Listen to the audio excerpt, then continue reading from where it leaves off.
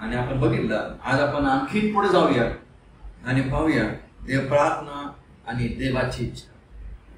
प्रार्थना आणि देवाची इच्छा.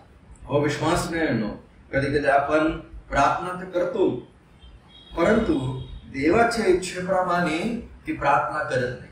मागच्या 2 आठवड्या अगोदर आपण बघितलेलं प्रत्येक ज्या प्रार्थना आपण करून त्या प्रार्थना बायबलच्या आधारावर पाहिजे आणि देवाच्या इच्छेप्रमाणे पाहिजे. या ठिकाणी सुद्धा आपल्याला एक नवीन विषय आपल्याला शिकायला मिळतो, ते म्हणजे प्रार्थना आणि देवाची इच्छा. कोणीतरी माझ्यासाठी पहिले योहान 5:14 कोणीतरी वाचलं बरं होईल. त्याच्या समोर येण्यास आपल्याला हे धैर्य आहे की की आपण त्याच्या इच्छेप्रमाणे काही मागितले तर तो आपले ऐकेल. तो ऐकेल. ऐकणारा परमेश्वर आहे, परंतु मागणं आपलं काम बनतं आणि आपण मागतो. पण कसं मागितलं पाहिजे? त्याच्या इच्छेप्रमाणे. त्याच्या इच्छेप्रमाणे आपण त्याच्याकडे जातो, धैर्याने जाऊ शकतो आज आपण. पण जे काय तुम्हाला आणि मला मागायचंय ते त्याच्या इच्छेप्रमाणे मागणं फार गरजेचं आहे. प्रभू येशू ख्रिस्ताने काही वर्षा अगोदर आपल्या शिष्यांना प्रार्थना शिकवली, जसे स्वर्गामध्ये तसे तुझे इच्छेप्रमाणे हो. ही प्रभूची शिकवलेली प्रार्थना आहे. तो नुसता शिकवणारा नव्हता येशू, तर आपल्या जीवनामध्ये तो त्याप्रमाणे वागणारा, त्याप्रमाणे तो अंमलामध्ये आणणारा तो प्रभू येशू ख्रिस्त होता. कधी कधी आपण फक्त शिकवतो, प्रीचिंग करतो, पण प्रॅक्टिस मध्ये त्याप्रमाणे आणत नाही. कधी कधी आपल्या जीवनामध्ये प्रभू येशू ख्रिस्ताचं नुसतं प्रीचिंग आपल्याला बघायला मिळत नाही, तर प्रॅक्टिस सुद्धा तो करणारा होता. आणि हीच गोष्ट काही काळानंतर त्याने प्रार्थना केली. त्यासोबत गेत्सेमनी बागेमध्ये होता, त्याची काय प्रार्थना होती माहिती? जर तुझी इच्छा असली हा प्याला मजपासून टळू दे. तुझी इच्छा असली तर. बायबलमध्ये येशूच्या जवळजवळ 25हून अधिक प्रार्थना आहेत नव्या करारामध्ये त्याने केलेल्या प्रार्थना. त्या 25 प्रार्थनापैकी एकच प्रार्थना आहे, त्या प्रार्थनेमध्ये त्याने 3 वेळा ते शब्द वापरले, माझी इच्छा नाही तर तुझी इच्छा. आणि ती गेत्सेमनी मध्ये केलेली प्रार्थना. बायबलमध्ये कोणत्याही गोष्ट जी एकदा लिहिलेली आहे त्याच्यामध्ये तुम्हाला अर्थपूर्ण बघा, अर्थपूर्वक आहे. सर्व गोष्टी ज्या गोष्टी बायबलमध्ये लिहिलेल्या आहेत पूर्ण अर्थपूर्ण आहेत. ज्या गोष्टी बायबलमध्ये 2 वेळा लिहिलेल्या आहेत जवळपास येतात, किंवा त्याच अध्यायामध्ये 2 वेळा लिहिलेल्या आहेत त्या महत्वपूर्ण आहेत. पण ज्या गोष्टी बायबलमध्ये 3 वेळा लिहिलेल्या आहेत त्या अधिक महत्वपूर्ण आहेत. कोणतीही गोष्ट 3 वेळा लिहिलेल्या आहेत ना त्या अधिक महत्वपूर्ण आहेत. जसं की प्रभू येशू ख्रिस्ताने स्वतः स्वर्गामधून वाणी झाली, हा माझा परम प्रिय पुत्र आहे, याच विषयी मी संतुष्ट. एकदाने, दोनदाने, 3 वेळा ती वाणी झाली. 3 वेळा येशूच्या सेवेमध्ये म्हणजे महत्वपूर्ण आहे. काही गोष्टी शिमोना 2 वेळा वापरले म्हणजे महत्वपूर्ण आहे. अब्राहमा किंवा आपल्याला अब्शलोम दाविदाने हाक मारली आपल्या मुलाला.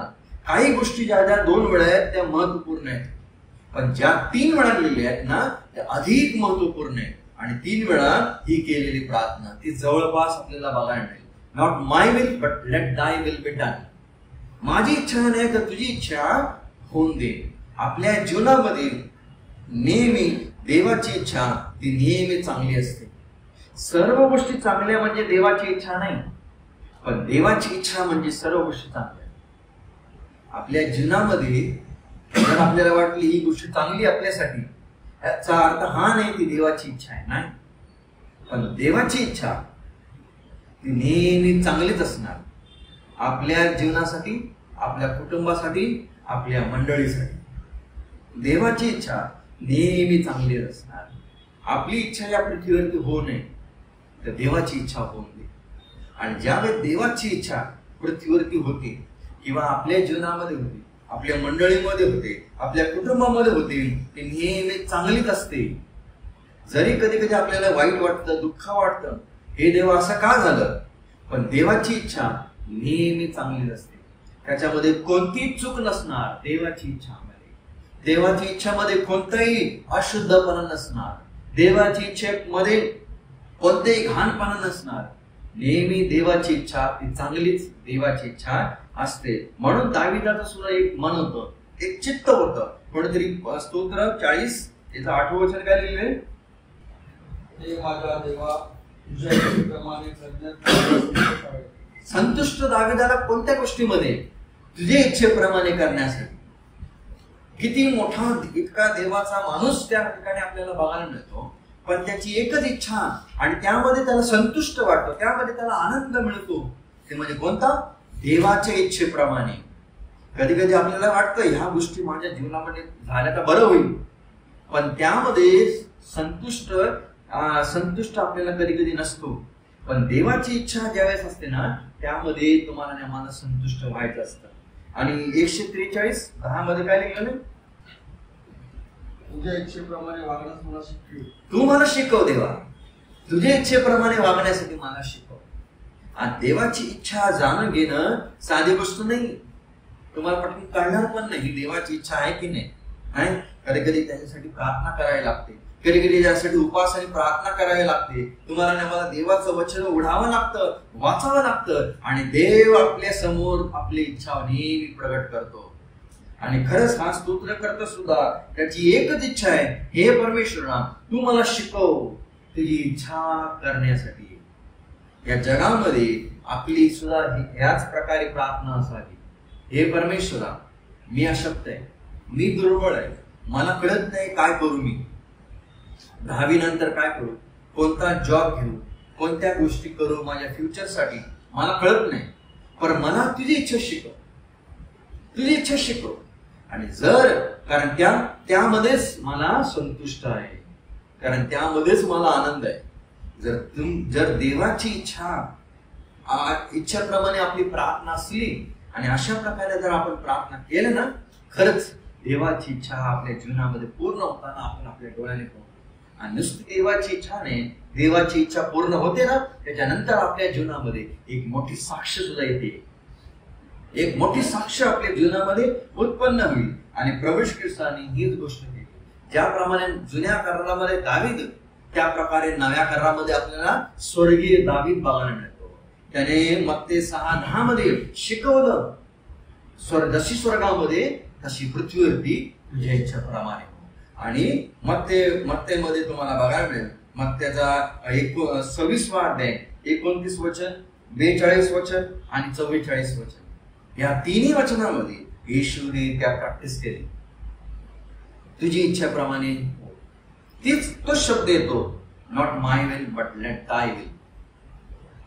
म्हणजे येशू काय प्रार्थना करते म्हणजे गेत्सेमनी मध्ये, हे पित्या दुसरा मार्ग आहे का, कोणता दुसरा मार्ग आहे का, तुम्हाला सांग.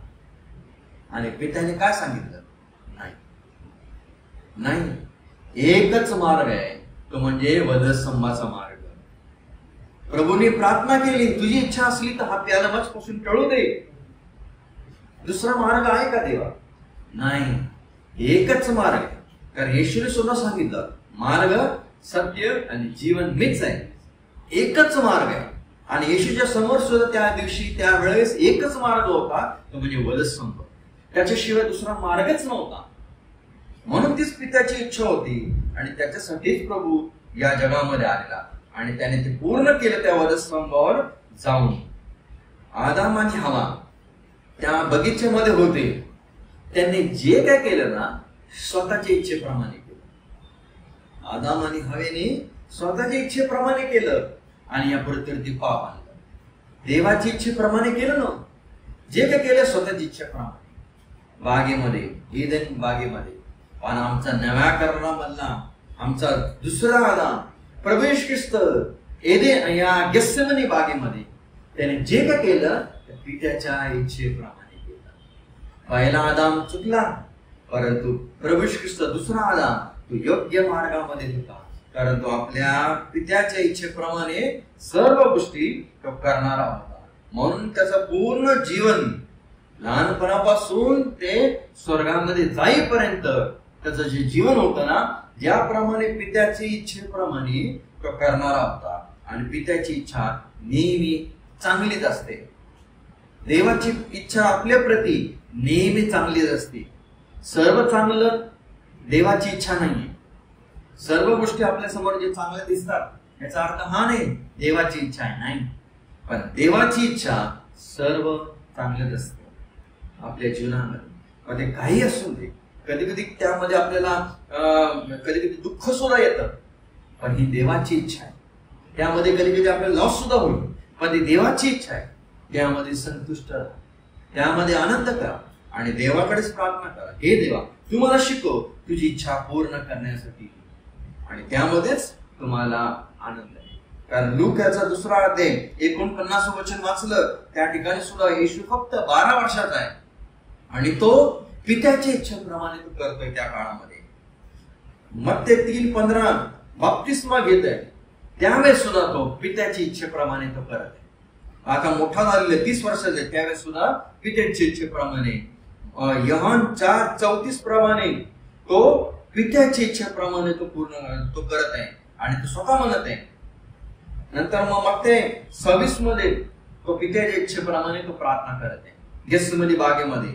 योहान 17:4 मध्ये तो स्वतः म्हणत आहे, तू जे काम मला दिलेलं ते आता मी पूर्ण केलेलं आहे. म्हणजे पित्याच्या इच्छेप्रमाणे तो करत आहे. आणि म्हणून येशूचं पूर्ण जीवन जन्मापासून जे स्वर्गामध्ये जाईपर्यंत पित्याच्या इच्छेप्रमाणेच होतं.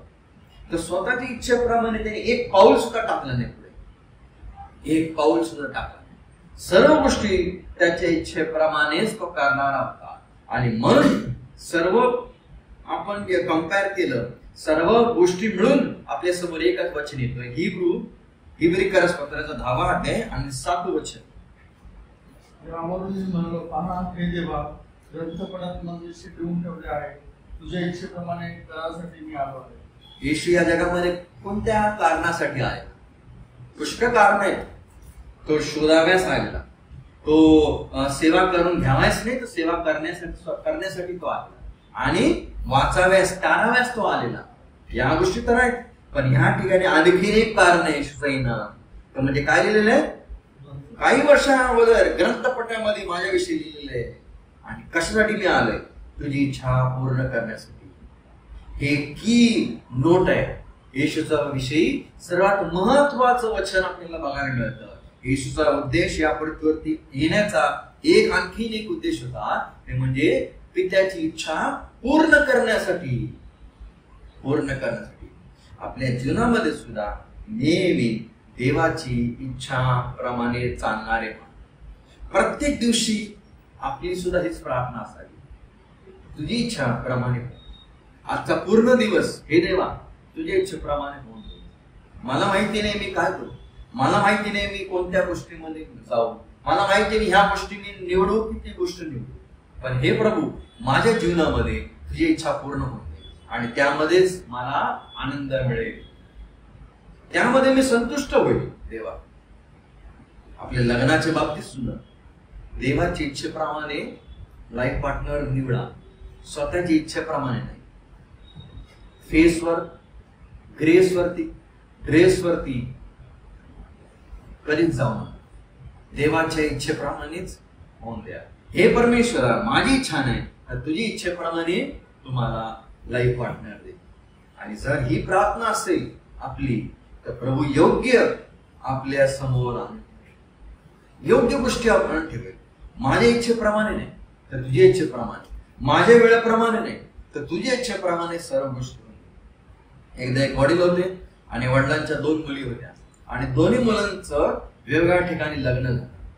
पहिली जी मुलगी होती ती तिच्या वडिलांपासून या घरापासून 4-5 किलोमीटरच्या अंतरावर राहत होती आणि तिचा जो नवरा होता तो शेतकरी होता.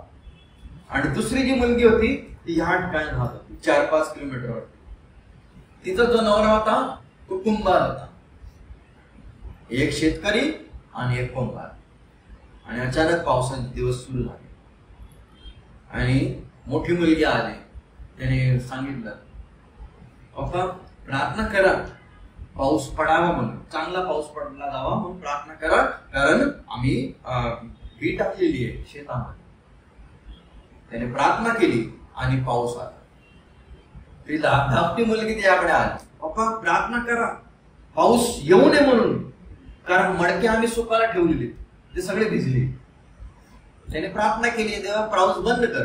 पाऊस बंद झाला. पुन्हा त्या मोठ्या मुलीचा फोन आला, प्रार्थना करा पाऊस पडावा म्हणून. ही म्हणते प्रार्थना करा पाऊस पडावा म्हणून, ही म्हणते प्रार्थना करा पाऊस पडू नये म्हणून. काय करणार तरी काय? शेवटी त्या मनुष्याने एकच प्रार्थना केली, हे देवा तुझ्या इच्छेप्रमाणे होऊन दे, तुझ्या इच्छेप्रमाणे होऊन दे. आणि काय झालं माहितीये? दिवसभर ऊन असायचं आणि रात्री पाऊस पडायचा. हिचं सुद्धा काम, दोघांचं काम पूर्ण झालं. देवाची इच्छा नेहमी चांगलीच असते. कधी कधी आपल्याला कळत नाही काय देवाची इच्छा आहे, पण देव जे काय करतो ते नेहमी चांगलंच करतो. म्हणून पौल सुद्धा म्हणतोय रोमकरास पत्राचा 8वा अध्याय आणि 26व्या वचनामध्ये तो काय म्हणत आहे पौल? तसेच आत्माही आपल्या अशक्तपणात आपल्याला हातभार लागतो. प्रार्थना करावी कशी करायचं आपल्याला समजत नाही. प्रार्थना कशी करावी हे आपल्याला समजत नाही. या ठिकाणी लिहिलंय वी नो नॉट इंग्लिश मध्ये शब्द आलाय, म्हणजे आम्हाला प्रार्थना कशी करावी कळत नाही. पण 28व्या वचनामध्ये काय लिहिलेलं? आपल्याला ठाऊक आहे. 26व्या वचनामध्ये काय लिहिलेलं? आपल्याला ठाऊक नाही प्रार्थना कशी करावी, परंतु 28व्या वचनामध्ये काय लिहिलेलं? आपल्याला ठाऊक आहे. आता त्या ठिकाणी काय पाऊल म्हणतोय? We know. अगोदरच्या वचनामध्ये वी नो नॉट, पण आता वी नो, आम्हाला ठाऊक आहे. हो विश्वास नाही नो, जर आपण सुद्धा अशा प्रकारे प्रार्थना केली, हे परमेश्वरा आपण सुद्धा कधी कधी अडचणीमध्ये असतो, कधी कधी कळत नाही प्रार्थना कशी करावी, कशी करू, हे मागू की नको मागू. त्यावेळेस देवाची इच्छेप्रमाणे होतात. देवा तुझी इच्छा असेल त्याप्रमाणे, हे देवा तुझी इच्छा असेल तर ह्या व्यक्तीला बरं होऊन दे. कधी कधी व्हेंटिलेटरवरती असतात पेशंट आणि आम्ही जातो आणि त्यावेळेस काय प्रार्थना करणार, बरं कर की बरं करू नको. कधी कधी आपल्याला सुद्धा कळत नाही प्रार्थना कशी करावी, पण आपली एकच प्रार्थना त्यावेळेस असं, हे परमेश्वरा तुझी इच्छेप्रमाणे. आणि त्यावेळेस आपण म्हणू शकतो आम्हाला आता ठाऊक आहे, कारण जे काय तू करशील तुझ्या गौरवासाठी करशील आणि आमच्या चांगल्यासाठीच तू करणार आहे. हो विश्वास नाही, देव जे काय करतो ते चांगलंच करतो आणि देवाच्या गौरवासाठी तो करणारा हा परमेश्वर आहे. म्हणून याकोबाचा 1 अध्याय 15 वचनामध्ये लिहिले, हे जो मनुष्य बुद्धीने कमी असेल त्याने माझ्याकडे मागावा. बुद्धी देणारा परमेश्वर आहे. आणि कोणत्या गोष्टीसाठी? हे परमेश्वरा आम्हाला कळत नाही आम्ही कशी प्रार्थना, पण तू आम्हाला शिकव प्रार्थना कशी करावी. आमची एकच इच्छा आहे, तुझी इच्छा पूर्ण होते आणि त्यामध्येच आम्ही संतुष्ट आहोत. आणि देवाची इच्छा नेहमी चांगलीच असेल, त्यामध्ये कोणत्याही प्रकारची चूक कधी तुम्हाला मिळणार नाही. आपली जी इच्छा असेल त्यामध्ये नेहमी चूक मिळेल तुम्हाला. काही वर्षा अगोदर मला माहिती एका व्यक्तीने त्याला लग्न करायचं होतं आणि तो गेला आणि त्याला ती आवडली मुलगी, लग्न केलं. पण त्याने लग्नाच्या अगोदर कधीच प्रार्थना नाही केली तुझी इच्छा असेल तर ती मुलगी बरोबर आहे का, योग्य आहे का. त्याने फक्त चेहऱ्यावरती बघितलं, लग्न केलं आणि 1 आठवड्यानंतर आणि आपल्या त्यांचं वैवाहिक कुटुंब सुरू झालं, फॅमिली लाईफ सुरू झालं. काही काळ नंतर हा मनुष्य, जर तो मनुष्य ऑफिसवरून 9च्या नंतर आला, त्या मनुष्याला घराच्या बाहेरच राहायला लागायचं.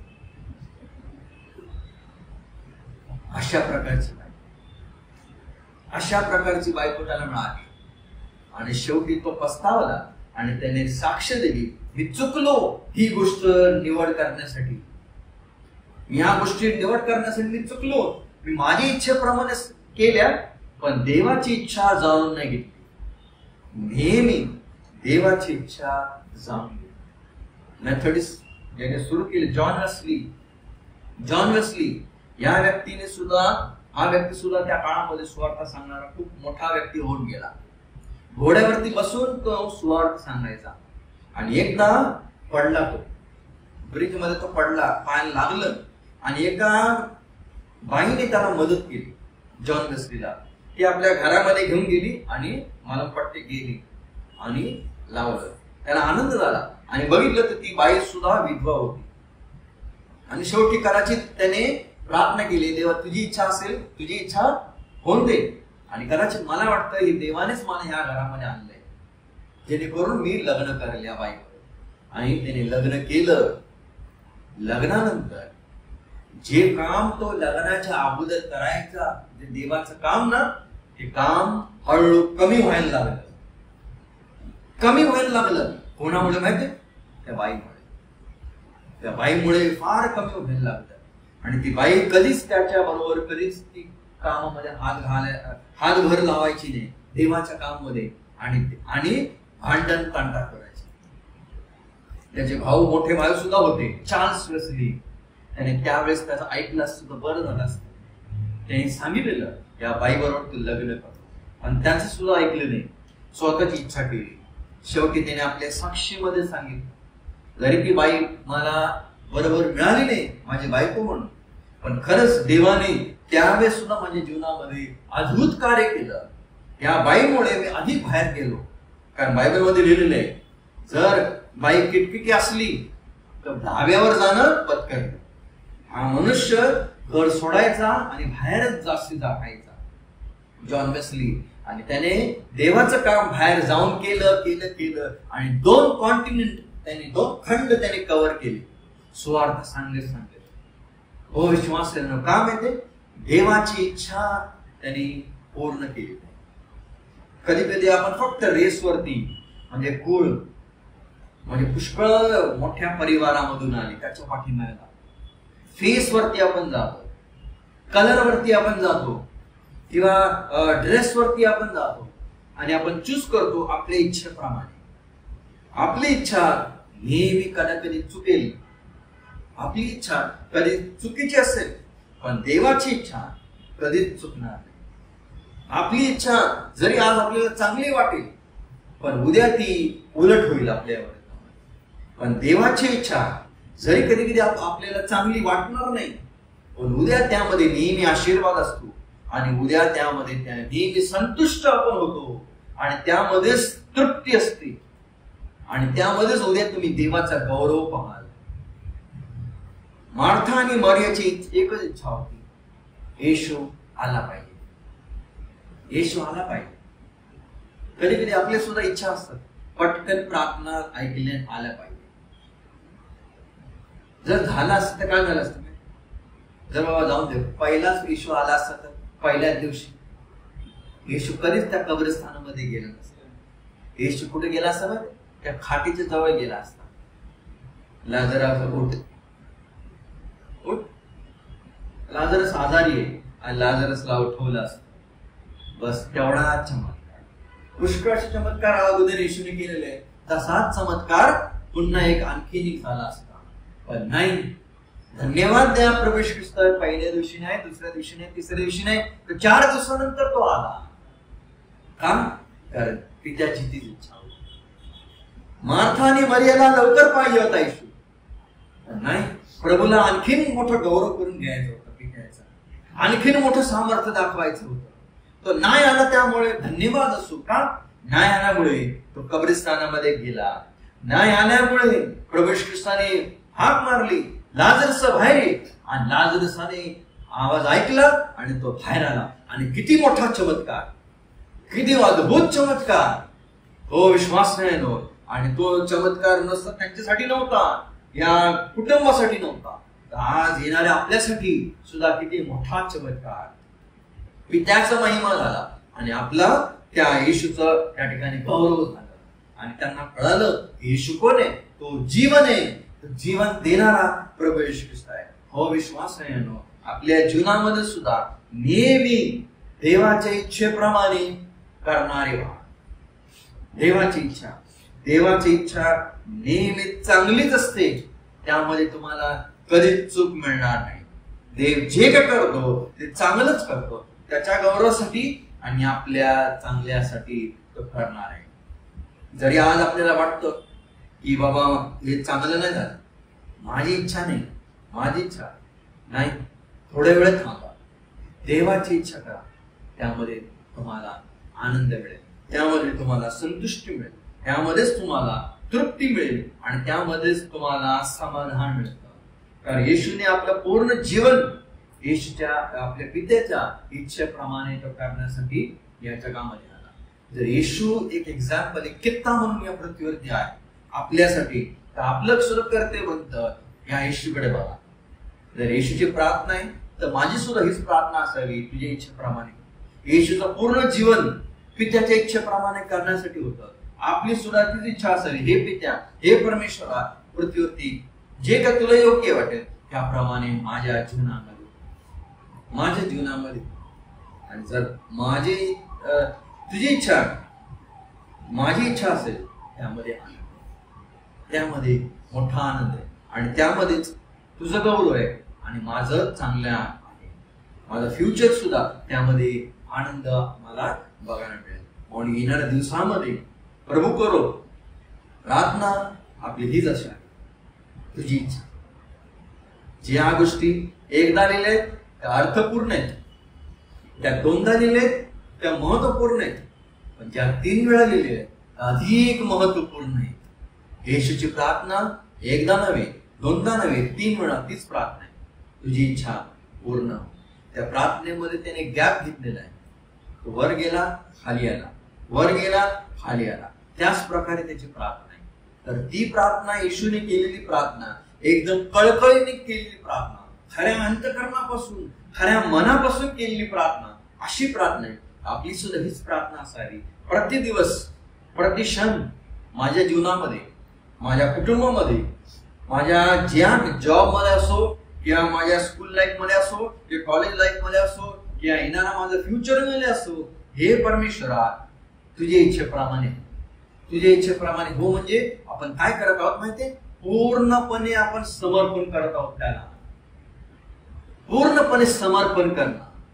हे पण ज्यावेळेस आपण त्या हन्नेने काय केलं, हन्नेने घेतलं ते बाळ आणि पूर्णपणे परमेश्वराच्या मंदिरामध्ये देऊन टाकलं. अर्धवट नव्हे, ह्यालाच म्हणतात देवाची इच्छा, म्हणजे पूर्णपणे समर्पण करणं. हो विश्वास नाही, देवाची इच्छा हीच आपली इच्छा असावी. आपली इच्छा देवाची इच्छा, ते नेहमी चांगलंच करावं. मग येणाऱ्या दिवसामध्ये प्रभू करो त्याप्रमाणे करण्यासाठी, त्याप्रमाणे चालण्यासाठी, त्याप्रमाणे अधिक वाढण्यासाठी, त्याच्या इच्छेमध्ये वाढण्यासाठी प्रभू आपल्या सर्वांचं सहाय्य करो.